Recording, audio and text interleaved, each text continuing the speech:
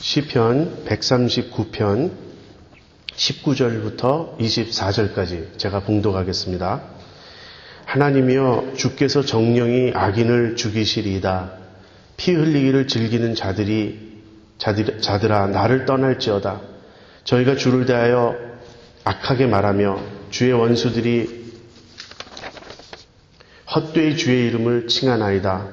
여호와여, 내가 주를 미워하는 자를 미워하지 아니하오며 주를 치러 일어나는 자를 한하지 아니하나이까. 내가 저희를 심히 미워하니 저희는 나의 원수니이다. 하나님이여, 나를 살피사 내 마음을 아시며 나를 시험하사 내 뜻을 아옵소서. 내게 무슨 악한 행위가 있나 보시고 나를 영원한 길로 인도하소서. 아멘. 신앙생활하는 모습을 우리가 두 종류로 나눠서 생각해 볼 수가 있습니다. 링컨의 이야기가 그 점을 잘 보여주는데요. 이제 미국의 그 시빌워, 남북 전쟁이 한창 진행되고 있을 때 그 링컨의 부관이 링컨한테 이런 말을 한 적이 있습니다. 각하, 저는 하나님이 우리 편이심을 확신합니다. 그때 링컨이 이렇게 대답했다고 합니다. 나는 지금 그 점을 염려하는 게 아닐세. 내가 염려하는 것은 우리가 하나님 편에 있는가 하는 것일세. 바로 이 일화가 신앙생활의 두 종류, 두 모습을 보여준다고 저는 생각합니다. 한편에는 하나님은 내 편이시다. 하나님은 나를 위해 일하신다. 이렇게 생각하는 사람들이 있습니다. 다른 한편에는 나는 하나님 편이다. 나는 하나님을 따르겠고 하나님을 위해서 살겠다. 이렇게 생각하는 사람들이 있습니다. 얼마 전에 그 신학자들이 또 선교학자들이 모여서 그런 이야기를 했다고 합니다. 두 종류의 신학이 있다고. 하나는 고양이 신학이에요. cat theology고 다른 하나는 개 신학, dog theology입니다. 신학 앞에 고양이니 개니 이렇게 붙이는 것이 좀 불경스럽긴 한데요. 그 내용은 이런 것입니다. 고양이 신학이라는 것은 아까 제가 말씀드린 대로 하나님은 내 편이시다라는 사고방식을 가진 그런 거예요. 그래서 항상 자기중심적으로 생각합니다. 여러분 집에서 고양이를 길러보신 분들은 다 아실 거예요. 고양이는요, 주인을 이렇게 자기 필요할 때만 찾아오지 주인이 좀 이뻐해주고 싶어도 자기가 싫으면 오지 않습니다. 한마디로 참 얄미워요. 어떻게 그렇게 자기만 생각하는지. 근데 반면에 개는 얼마나 충성스럽습니까? 개는 정말 주인을 위해 존재하는 그런 동물인 것처럼 보여요. 그래서 고양이 신학적인 사고방식을 가진 사람이 있고 cat theology가 있고 아니면 하나님께 내가 정말 충성을 다하겠다 하는 그런 dog theology를 가진 그런 사람들이 있다고 그렇게 말을 합니다. 실상은 어떤지 아십니까? 실상은요, 하나님 중심이 될 때 하나님이 우리 편이 되어주실 수 있어요. 우리가 하나님 중심이 되지 않을 때 하나님께서 우리 편이 되어주고 싶으셔도 그렇게 할 수 없습니다. 왜냐하면 하나님이 기준이요, 하나님이 중심이시기 때문에 그렇습니다. 그래서 고양이 신학, 하나님이 내 편이다라는 이런 사고방식으로 출발하는 사람은 하나님을 아는 지식에 이를 수가 없습니다. 그러나 내가 하나님 편에 서야 되겠다. 나는 하나님을 알고 싶다. 그분을 따르고 싶다. 그렇게 충성된 마음으로 하나님을 좇는 자들은 하나님이 그들의 편에 서주세요. 왜 그렇습니까? 그들이 하나님 편에 서 있기 때문에. 제가 이 말씀을 시작으로 오늘 설교를 이제 시작하는 이유는 오늘 본문이 가르쳐주는 바가 바로 그 내용이라는 거예요. 우리가 지금 시편 139편을 묵상하고 있는데 이제 시편 139편을 크게 우리가 넷으로 나눠서 6절씩 우리가 지금 묵상해 왔습니다. 처음 6절은 나를 아시는 하나님. 하나님이 나를 얼마나 온전히 알고 계시는지 내 생각을 아시고 내 행동을 아시고 내 입에 말이 올라오기도 전에 내가 무슨 말을 할 것인지조차 완전히 아세요. 그 다음에 7절부터 12절은 언제 어디서나 나와 함께 하시는 하나님이에요. 내가 하나님을 피해 하늘로 올라가도 소용이 없고 음부로 내려가도 소용이 없어요. 바다 끝에 가도 거기도 하나님이 계십니다. 하나님을 피해 내가 어디도 갈 수가 없고 언제 어디서나 주의 손이 나를 붙드십니다. 그런가 하면 13절에서 18절에서는 나를 지으신 하나님을 다윗이 고백했습니다. 하나님께서 깊은 곳에서 내 장부를 조직하셨다고, 또 나의 형질이 이루기 전에 하나님께서 그것을 다 보셨다고, 나를 향한 주의 생각이 얼마나 많은지, 내 날이 이루기도 전에 그 모든 것이 주의 책에 기록되었다고. 얼핏 보면 이 앞에 세 문단만 놓고 보면 다윗도 고양이 신학을 가진 자가 아닌가, 우리가 그렇게 생각할 수 있습니다. 다윗도 우리가 시편을 읽어보면 곳곳에서 하나님 나를 변호해 주세요. 나의 억울함을 풀어주세요. 나를 쫓는 내 원수들을 물리쳐 주세요. 그래서 하나님이 나의 편이시다, 그 고백을 수도 없이 하는 것을 우리가 볼 수 있습니다. 그런데 오늘 우리가 지금 묵상하고자 하는 이 마지막 문단을 통해서 다윗은 고양이 신학을 가진 자가 아니고 개 신학을 가진, 다윗 자신이 철저하게 하나님 편에 서고자 했던 자임을 우리가 볼 수 있습니다. 다윗이 하나님 나를 구해주세요. 하나님 나를 악한 자들의 손에서 건져주세요. 하나님 내 원수를 갚아주세요 라고 부르짖었을 때 바로 그 원수들, 다윗을 죽이고자 하는 그 악인들은 하나님의 원수였던 것입니다. 다윗이 무슨 개인적인 감정으로, 하나님은 그들을 미워하실 아무런 이유가 없는데 자기가 억울하니까 자기 편이 되달라고 하나님께 요구했던 것이 아닙니다. 다윗은 하나님 기준으로 볼 때 그들이 악인이라는 거예요. 그들이 하나님과 원수되었고 하나님을 반대하는 자들이라는 거예요. 그래서 하나님 변호해 주십시오, 하나님 심판하시옵소서, 그렇게 외쳤던 것입니다. 오늘 본문에서 우리가 다윗이 알았던 하나님을 살펴보고자 합니다. 다윗은 하나님을 거룩하신 분으로 이해하고 있고 또 자기를 거룩하게 하시는 분으로 고백하고 있습니다. 하나님은 어떤 분이신가? 하나님은 거룩하신 분이시며 우리를 거룩해 하시는 분이십니다. 먼저 그 앞부분, 하나님이 거룩하신 분이라는 그 점을 좀 살펴보겠습니다. 다윗은 이렇게 말합니다. 하나님이여, 주께서 정령이 악인을 죽이시리이다. 하나님, 정말 악인을 죽이셔야 하지 않겠습니까? 하나님께서는 꼭 악인을 죽이실 거죠. 이렇게 하나님께 간청하는 거예요. 왜 하나님께서 악인을 심판하셔야 합니까? 그 이유는 하나님 거룩하신 분이시기 때문에 그래요. 악인은 어떤 자입니까? 여기 악인에 대한 묘사가 이런 것이 나와요. 저들은 피 흘리기를 즐겨하는 자들이에요. 그래서 피 흘리기를 즐기는 자들아 나를 떠날지어다. 여기서 피 흘리기를 즐긴다는 말은요, 까닭없이 사람을 해치는 그런 모습입니다. 그런가 하면 저희가 주를 대하여 악하게 말하며 하나님을 비방하는 거예요. 그리고 주의 원수들이 주의 이름을 헛되이 칭하나이다. 하나님 앞에 망령되이 행하는 거예요. 하나님의 이름을 함부로 부르는 것입니다. 여호와여, 내가 주를 미워하는 자를 미워하지 아니하오며 주를 치러 일어나는 자를 하나지 아니하나이까. 악인들은 하나님을 미워해요. 그리고 하나님을 치러 일어난다고 그렇게 표현하고 있습니다. 결론적으로 그들은 하나님의 원수였던 것입니다. 내가 저희를 심히 미워하니 저희는 나의 원수니이다. 하나님의 원수가 되기 때문에 다윗은 그들을 자기 원수라고 그렇게 표현합니다. 이 악인의 모습을, 여기 묘사된 대로 드러난 모습을 크게 요약하면 두 가지로 요약할 수 있습니다. 악인은 어떤 자들인가? 첫째로는요, 불경건한 자들이에요. 하나님을 무시하는 자들이에요. 하나님을 대적하는 자들이에요. 하나님을 모욕하고 하나님 앞에 함부로 행하는 그런 자들이 악인이에요. 이렇게 하나님과의 관계가 어그러지고 깨어지면 두 번째로 불의를 행하게 됩니다.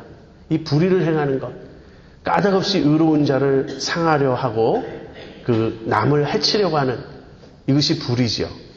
그래서 수직적인 관계, 하나님과의 관계가 깨어지고 그로 말미암아 수평적인 관계도 망가지는 그런 삶을 사는 사람들이 악인입니다. 로마서 1장 18절에서 바울이 무엇이라고 말합니까? 하나님의 진노가 불의로 진리를 막는 모든 사람들의 경건치 않음과 불의에 대하여 하늘로조차 나타나나니. 하나님이 누구를 향해서 진노를 바라시냐면 경건치 않은 자들, 불의한 자들, 그들을 향하여 하나님은 진노하십니다. 그래서 다윗이 하나님은 어떤 분이신가 이렇게 이제 고백을 하냐면 하나님은 악인을 심판하시는 분이 아닙니까? 이러이러한 자들은 악인입니다. 하나님 이들을 심판해 주십시오. 그렇게 이제 말하고 있는 것입니다. 성경에 출애굽기 34장 6절에서 7절에 이런 말씀이 있습니다. 여호와께서 그의 앞으로 지나시며 반포하시되 여호와로라 여호와로라 자비롭고 은혜롭고 노하기를 더디하고 인자와 진실이 많은 하나님이로다. 인자를 천대까지 베풀며 악과 과실과 죄를 용서하나 형벌받을 자는 결단코 면죄하지 않고 아비의 악을 자여손 3, 4대까지 보응하리라. 이 말씀은 어떤 장면에서 나오는 말씀이냐면요. 모세가 시내산에 올라간 중에 그 아래서 이스라엘 백성들이 금송아지를 만들고 온갖 죄악을 행했어요. 그때 모세가 내려왔다가 그 광경을 보고 너무 참담해서 주님으로부터 받은, 하나님으로부터 받은 그 십계명 돌판을 그들을 향하여 던지고 그들을 향하여 진노를 발했습니다. 그리고는 다시 시내산에 올라왔어요. 모세는 이제 힘이 하나도 없어요. 나는 이 백성을 이끌고 어떻게 갈 수가 없습니다. 그러고 나서 그래도 이제 이스라엘 백성을 향하여 하나님께 정말 그들을 용서해달라고 간구하고 하나님께서 나와 함께 가시면 내가 갈 수 있지만 하나님이 나와 함께 하시지 않으면 나는 갈 수 없습니다. 이렇게 탄식하고 난 후에요. 그러자 하나님께서 모세에게 내가 반드시 너와 함께 가겠다. 내가 너를 앞서 인도하겠다. 그렇게 약속을 주셨습니다. 그러자 모세가 하나님께 이런 간청을 합니다. 주의 모습 보기를 원합니다. 주의 얼굴을 한 번만 보기를 원합니다. 그랬을 때 하나님께서 내 얼굴을 보고는 아무도 살 수 없다. 내가 나의 뒷모습을 보여주겠다. 그리고 모세를 바위 틈에 숨기시고요.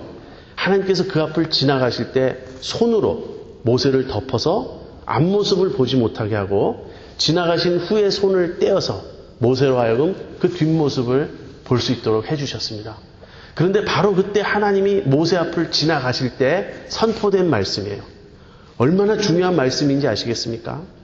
인류 역사상 하나님 그분이 인간의 몸을 입고 이 세상에 오신 예수님 외에 하나님을 가장 가까이서 정말 직접적으로 대면해서 본 사람이 모세예요.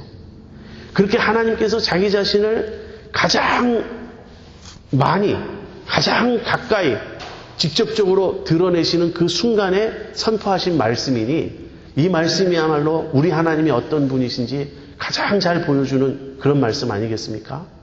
근데 이 말씀은 두 가지를 담고 있어요. 하나님은 인자와 긍휼이 크신 분이에요. 은혜가 크신 분이에요. 죄를 용서하시는 분이에요. 그렇지만 형벌받을 자는 반드시 형벌하시는, 심판하시는, 동시에 악을 미워하시고 죄를 처벌하시는 분이에요. 하나님은 악인에게는 은혜를 베푸십니다. 그 악인이 회개할 때 받아주세요. 그렇지만 그 악 자체에 대해서는 진노하시는 분이라는 거예요. 우리가 이 점을 기억해야 되겠습니다. 하나님은 악을 미워하세요. 얼마나 미워하시는가? 이사야 5장 20절에 이런 말씀이 있습니다. 악을 선하다 하며 선을 악하다 하며 흑암으로 광명을 삼으며 광명으로 흑암을 삼으며 쓴 것으로 단 것을 삼으며 단 것으로 쓴 것을 삼는 그들은 화 있을진저. 하나님의 도덕적 질서를 뒤집어 엎는 행위를 하나님은 가장 미워하십니다.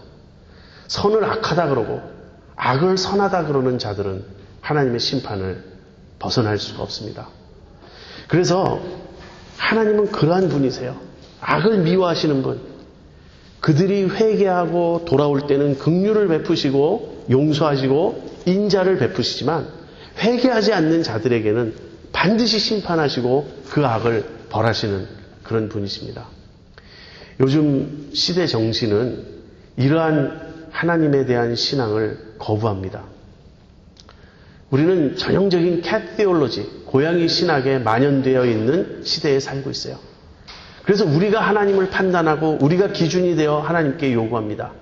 하나님이시라면 이러이러해야 한다는 거예요. 우리가 요구하는 하나님은 어떤 하나님입니까? 거룩하지 않은 하나님. 죄와 그냥 죄를 별로 그렇게 관여하지 않는 하나님. 회개하던 회개하지 않던 관계없이 다 허허하면서 용서해주고 받아주시는 하나님. 문제는 무엇인지 아십니까? 그런 하나님은 우리를 구원할 능력이 없어요. 죄와 타협하는 하나님이 어떻게 우리를 죄에서 건지실 수 있겠습니까? 죄를 그냥 넘어가고 죄를 문제시하지 않는 하나님은요, 마치 어떤 사람과 같으냐면 병을 무시하는 의사와 같아요. 정말 참된 의사라면 병을 정확히 진단하고 병을 밝혀서 그 병에 합당한 처방을 주어야 하지 않겠습니까? 그런 의사가 좋은 의사죠. 병이 있는데도 괜찮아. 이거 뭐 없는 셈 쳐도 돼. 그런 의사가 좋은 의사입니까? 내 병에 대해서 적나라하게 말할 때 우리는 마음이 아플 수 있습니다. 내가 그렇게 심각한 건강의 위기를 맞이하고 있다는 의사의 말은 우리의 마음에 서늘하게 들릴지 모르겠습니다. 그러나 고마운 말이에요. 실상을 밝혀줄 때 문제 해결이 있기 때문이에요. 우리 하나님은 거룩하신 분이며 악을 미워하시는 분입니다. 다윗이 왜 악인을 미워했는가? 악인이 하나님을 미워하기 때문에 다윗은 악인을 미워한 거예요. 그래서 하나님의 원수를 자기의 원수로 삼았던 것입니다. 어떻게 그럴 수 있었는가? 여기에 이제 아주 중요한 점이 있는데요. 다윗의 마음이 하나님의 마음과 결탁되어 있었기 때문에 그래요. 다윗이 하나님의 마음과 공감하고 있었어요. 다윗의 마음과 하나님의 마음이 통하고 있었고 일치되고 있었어요. 그러니까 하나님을 모욕하는 자에 대해서 다윗이 분노하게 되고 하나님을 대적하는 자에 대해서 다윗이 분노가 치밀어 오르는 것입니다. 여러분은 언제 속이 상하고 화가 나십니까? 언제 마음속에 분노가 치밀어 오릅니까? 우리들은 대부분 우리들의 이익이 침범되거나 우리들의 자존심이 상할 때 우리는 견디하지 못합니다. 나의 그 알량한 자존심을 누가 조금만 건드려도요, 우리는 분노합니다. 얼마나 화가 나는지 얼굴이 새빨개져서 우리는 화를 내고 따지고 공격합니다. 나의 조그만 권리가 손상되어도 우린 견디질 못해요. 그런데 우리 하나님의 영광이 가려져도 세상 사람들이 하나님을 무시해도 또는 심지어 우리들 자신도 하나님을 무시하면서 얼마나 우리의 마음이 편합니까? 다윗과 우리의 차이를 아시겠습니까? 무엇이 이렇게 다를까요? 다윗은 하나님의 마음을 알았고 그 하나님의 마음과 자기의 마음이 결탁되어 있었고 일치하고 있었고 통하고 있었던 사람이에요. 우리도 우리가 좋아하는 사람, 존경하는 사람, 사랑하는 사람에 대해서 남들이 나쁜 말 하는 거 정말 듣기 좋아하지 않습니다. 그렇다면 하나님에 대해서는 더욱 그러해야 한다는 거예요. 우리가 정말 하나님 편에 있다면, 정말 하나님을 알고 하나님과 일치되어 있다면 우리는 악을 미워할 수밖에 없습니다. 그리고 하나님을 대적하는 자들을 우리는 거부할 수밖에 없는 것입니다. 제가 하나님을 아는 지식이라는 제목으로 몇 주 전에 칼럼을 썼습니다. 하나님을 아는 길은 두 가지예요. 첫 번째는요, 삶의 체험을 통해서 하나님을 알 수 있습니다. 하나님을 정말 아는 사람들은요, 체험이 있어요. 기도 응답의 체험이 있습니다. 내가 이러이러할 때 간절히 기도했더니 하나님 내 기도를 들어주신 거예요. 하나님의 인도의 손길이 막연하지 않고 구체적입니다. 그래서 항상 삶을 살면서 중요한 결정을 내려야 할 때마다 기도하지 않을 수 없어요. 주님의 뜻은 어디에 있는가? 그래서 주님과 동행한다는 이 말이 이론이 아니고 실제입니다. 남들은 다 괜찮다 그러는데 왠지 내 마음에는 주저함이 있어요. 왜 그렇습니까? 주님께서 그것은 아니다라고 말씀하시는 것 같아요. 그렇기 때문에 속 편하게 갈 수 없는 것입니다. 왜 매일매일 큐티를 하면서 말씀을 자꾸 묵상하고자 할까요? 주님이 지금 나에게 하시는 말씀이 무엇일까? 내 삶에서 어느 길로 가라고 하시는 것일까? 찾는 거죠. 이렇게 삶의 체험을 통해서 하나님을 아는 사람들은 하나님을 정말 아는 것입니다. 이론이 아니고 관념이 아니고 실제로 아는 것이에요. 그런데 삶의 체험도 중요하지만 더 중요한 하나님을 아는 길이 있습니다. 그것은 우리 마음이에요. 우리의 마음이 하나님의 마음을 공감할 때, 하나님의 마음과 우리의 마음이 일치하고 서로 이렇게 상호 교통이 일어날 때, 다시 말하면 내 마음이 하나님의 심정이 될 때 우리가 하나님을 아는 것입니다. 하나님을 안다는 말이 많은 사람에게 참 막연해요. 어떻게 아는 것인가? 그런데 하나님의 마음과 통하게 되면 하나님을 압니다. 무슨 말입니까? 하나님은 의로우신 분이세요. 그래서 하나님의 마음과 통하게 되면요, 우리도 의를 사모하게 되고 불의를 미워하게 되는 것입니다. 하나님은 진실하신 분이세요. 그래서 하나님의 마음과 통하게 되면 우리도 거짓을 미워하게 되어 있습니다. 하나님은 선하신 분이세요. 제가 하나님의 선하심에 대해서 설교를 이제 하려고 하는데, 하나님은 착하신 분이십니다. 선하다는 표현보다 착하다는 말이 좀 느낌이 더 옳지 모르겠어요. 여러분, 착한 게 무엇인지 아십니까? 지극히 착한 게 무엇인지 아십니까?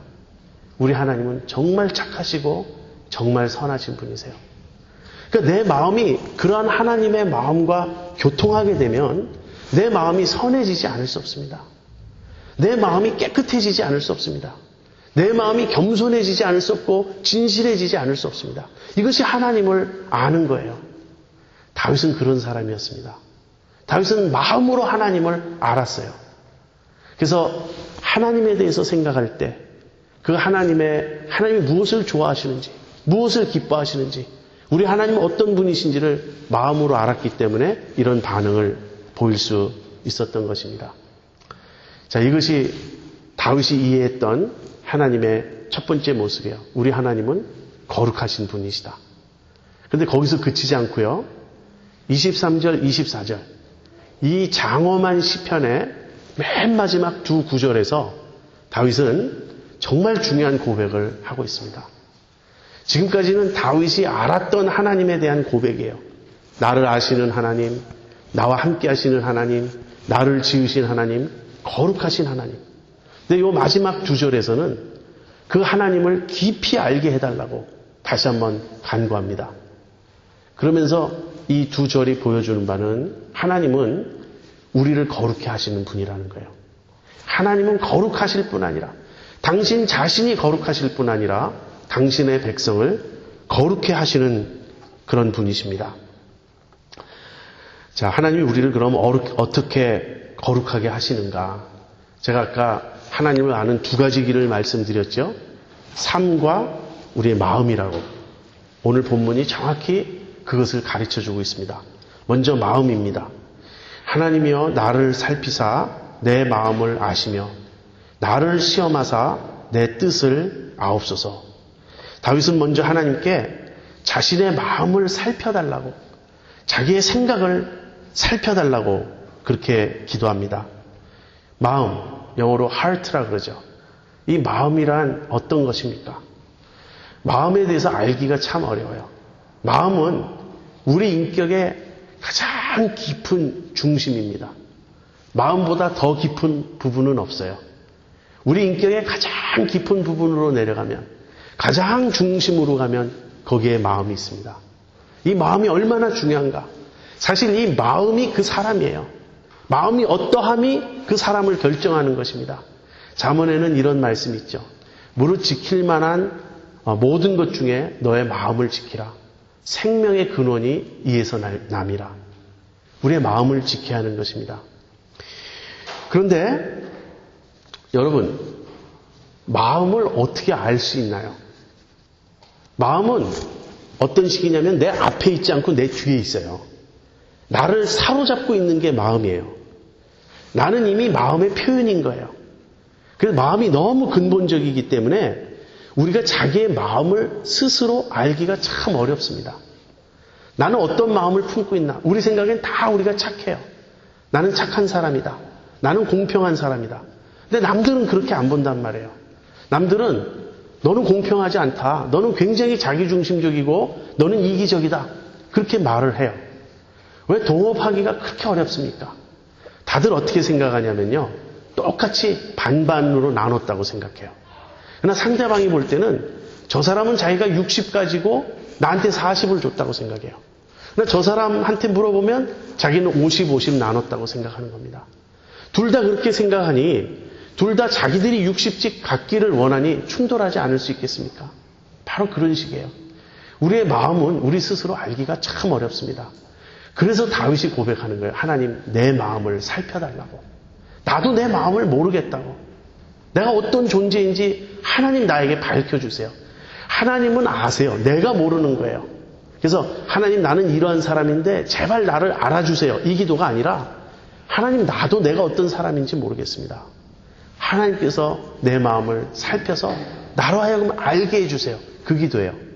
그 다음에 나를 시험하사 내 뜻을 아옵소서 그랬죠. 이 뜻이라는 것. 이 뜻은 NIV 영어 성경에는요. anxious thoughts라고 되어 있습니다. 염려라고 표현할 수도 있고요. 여러 생각들이라고 표현할 수도 있고 내가 지금 간절히 매달려 있는 어떤 그런 생각들이에요. 여기서 아주 중요한 점을 우리가 보게 되는데 내 마음의 상태는 내가 직접 알기는 참 어려운데 마음의 상태를 알 수 있는 길은요.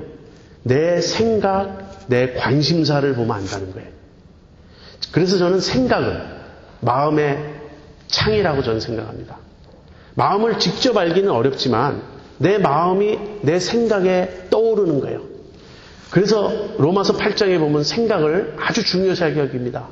육신을 좇는 자는 육신의 생각을, 영을 좇는 자는 영의 생각을 한다고. 여기서 육신이나 성령은 우리 마음이에요. 내 마음을 지금 무엇이 사로잡고 있느냐, 누가 사로잡고 있느냐 하는 문제예요. 내 마음을 육신이 사로잡고 있으면 우리의 생각이 육신의 생각을 한다는 거예요. 내 마음을 성령께서 사로잡고 있으면 내 생각이 성령의 생각을 한다는 거예요.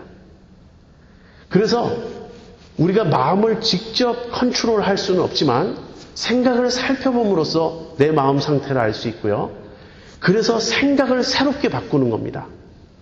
사실 로마서 12장 2절에 너희는 마음을 새롭게 함으로 변화를 받아 그랬을 때 그 마음이라는 단어는 생각으로 번역하는 게 더 좋습니다. 우리의 생각을 바꾸는 거예요. 성령을 좇은 생각을 하려고 하는 거예요. 그럴 때 우리의 마음도 우리가 계속 지킬 수 있는 것입니다. 내가 정말 전심으로 하나님의 뜻에 합당한 생각을 하려고. 왜냐하면 그것은 우리의 의식 세계에 드러나는 일이니까. 어떻게 그 일이 가능하냐면요. 말씀 묵상을 통해서 가능한 거예요. 말씀을 깊이 묵상하면서 바른 생각, 올곧은 생각, 성령의 생각, 하나님의 생각을 하려고 그러고 그것을 붙잡으려고 그럴 때 내 마음이 하나님 앞에 바른 길로 변화되어 가고 우리가 그 마음을 관리할 수 있는 것입니다. 이것이 첫 번째입니다. 하나님, 내 마음을 살펴주시고 내 뜻을 아옵소서. 여러분 그렇게 기도하십니까? 하나님 앞에 여러분의 실체를 적나라하게 드러낼 수 있습니까? 제가 이번 지난주 월요일부터 수요일까지 기도원에 다녀왔는데요. 정말 그 마음에 어려움이 많았어요. 얼마나 내 자신에 대해서 스스로 실망이 많고 참 속이 상한지. 근데 밤에 아주 깊은 기도를 체험했습니다. 가끔 그래요. 저는 기도가 약한 사람이라서 자주는 없는데 가끔 그렇게 깊은 기도를 체험할 때가 있습니다. 하나님께서 내 마음을 보여주세요. 내가 어떠한 존재인지를 하나님이 보여주세요. 내 마음속에 있는 모든 불순물, 모든 욕심, 모든 거짓, 모든 때 그것을 하나님이 보여주시고 회개케 하십니다. 하나하나 그것을 하나님 앞에 고백하고 토하고 하나님 앞에 그것을 내버릴 때, 내 죄악을 토하고 내버릴 때 하나님의 마음이 내 마음과 일치되고 하나님이 내 마음을 사로잡는 그런 거를 느끼게 돼요. 그러면 기쁨이 충만해지고 마음에 평화가 옵니다. 여러분, 정말 하나님 앞에 기도하시기 바랍니다. 다윗처럼 하나님 내 마음을 살펴주세요. 내 뜻을 아옵소서. 그리고 나서 길에 대해서 나와요. 24절. 내게 무슨 악한 행위가 있나 보시고 나를 영원한 길로 인도하소서. 이 길이라는 말은 삶으로 바꿀 수 있습니다. 내가 행하는 것, 내 가는 길, 그것은 나의 삶 전체를 포괄하는 그러한 표현입니다. 하나님 나의 마음을 지키시고 나의 마음을 바꿔주시고요. 이제는 내가 겉으로 드러난 나의 모든 행동, 악한 행동이 없도록 그걸 제거해 주시고 나의 삶 전체를 하나님 인도해 주십시오. 제가 아까 하나님을 아는 길은 두 가지라고 여러분에게 말씀드렸죠. 삶의 체험과 마음의 변화라고. 다윗이 지금 그 이야기를 하고 있는 것입니다. 진정한 변화는 겉에 일어나지 않습니다. 그러니까 겉에서 그치지 않습니다. 겉은 일시적으로 바꿀 수 있어요. 우리가 결심하고 하루나 이틀 정도 경건한 척 할 수 있습니다. 그러나 내 속에 진심으로 경건이 없다면 유지되지 않아요. 그래서 진정한 변화는 마음에서 일어나서 그것이 바깥으로 드러나는 것이어야 합니다. 속에서 일어난 변화가 겉으로 드러나는 것, 이것을 열매라고 합니다. 그렇지 않고 속에 변화 없이 겉에 행동만 꾸미는 것은요, 그건 장식이에요. 크리스마스 장식이에요. 나무에다가 이렇게 별이던 여러 가지 그 장식을 거는 것은 나무와 아무런 인격적 생명 관계가 없죠. 그건 그냥 붙인 것이니까. 열매는 나무가 맺는 것입니다. 속의 변화가 겉으로 드러나는 것, 그것이 열매예요. 이것이 성령의 열매이고 거룩함의 열매인 것입니다. 여기서 영원한 길로 인도해달라는 그 말은요, 나의 구원이 완성될 때까지 이끌어 주십시오. 그런 말이라고 할 수 있어요. 여기서 영원한 길이라는 말은 결국 영생입니다. 하나님 나를 영생으로 인도해 주세요. 예, 이제 우리가 이 설교 후에 마지막 부를 찬송가 16장인데요. 내 주는 살아계시고, 그 찬송가에 이런 가사가 있습니다. 날 거룩하게 하려고 주 작정하시니 그 누가 반대하려 곧 이루어주시리. 하나님이 우리를 거룩하게 하시려고 작정하셨습니다. 여러분, 거룩해지고 싶으십니까? 그리스도를 닮고 싶습니까? 성화되고 싶습니까? 이것이 여러분의 간절한 소원입니까? 그렇다면 기뻐하세요. 여러분보다 하나님이 더 원하신다고. 이것이 나의 소원인데 하나님이 이 소원을 들어주실까? 이렇게 걱정할 필요가 없는 거예요. 내가 원하는 것보다 하나님이 더 원하세요. 하나님이 우리를 택하신 이유는, 하나님이 우리를 구원하신 이유는 당신의 거룩한 백성을 만드시기 위함입니다. 언젠가 우리가 주님 앞에 서게 될 것입니다. 그날 하나님께서 우리를 거룩하고 흠이 없는 당신의 자녀로 빚으셔서 그 자리에 세우실 거예요. 그때 우리는 알게 될 것입니다. 내가 예수님 믿고 진실이 살려고 내가 마음에 막 고민했던 모든 것조차도 다 주님의 은혜였다고. 내가 한 게 아니었다고. 내가 본래 기특하고 본래 착하고 내가 본래 그렇게 참 되먹은 사람이라서 하나님 중심으로 살려고 내 스스로 해온 게 아니었어요. 하나님의 은혜가 아니었다면 다윗이 여기서 그토록 분노하는 하나님의 원수들과 나도 마찬가지라는 거예요. 나 역시 세상으로 가고 싶어하고 나 역시 하나님을 무시하는 사람이고 나 역시 죄인인 것입니다. 그러한 나를 하나님이 택하셨어요. 하나님이 어떤 분이신지 우리에게 보여주셨어요. 그리고 우리의 마음에 하나님을 닮고 싶은, 하나님처럼 되고 싶은, 하나님처럼 거룩해지고 싶은 열망과 소원을 주셨어요. 그리고 우리의 마음을 비춰주십니다.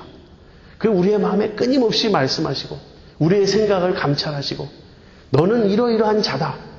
그렇게 말씀하시면서 우리를 이끌어 가시는 겁니다. 우리가 셀 모임에서 두 가지를 합니다.